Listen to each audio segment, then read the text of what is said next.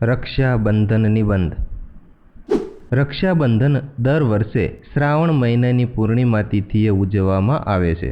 આ તહેવાર ભાઈ બહેનના પ્રેમ અને સંબંધના પવિત્ર બંધનનું પ્રતીક છે।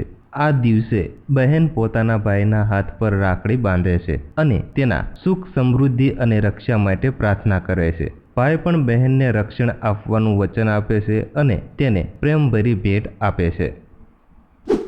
રક્ષાબંધન એ એવો તહેવાર છે જે દરેક જાતિ અને ધર્મના લોકો વચ્ચે પ્રેમ અને સહભાગિતાનો સંદેશ આપે છે। ઐતિહાસિક દ્રષ્ટિએ જોવામાં આવે તો એવું કહેવાય છે કે ચિત્તોડની રાણી કર્ણાવતીએ હુમાયુને રાખડી મોકલી હતી। હુમાયુએ તેને પોતાની ધાર્મિક બહેન માનીને તેની રક્ષા માટે પોતાની સેના સાથે કૂચ કરી હતી।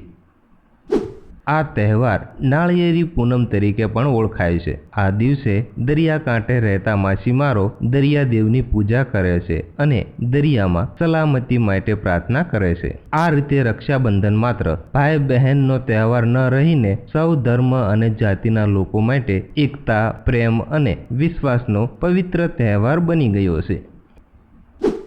તો જો મિત્રો તમને રક્ષાબંધનના નિબંધનો આ વિડીયો પસંદ આવ્યો હોય તો પ્લીઝ વિડીયોને લાઇક અને શેર કરવાનું ભૂલતા નહીં।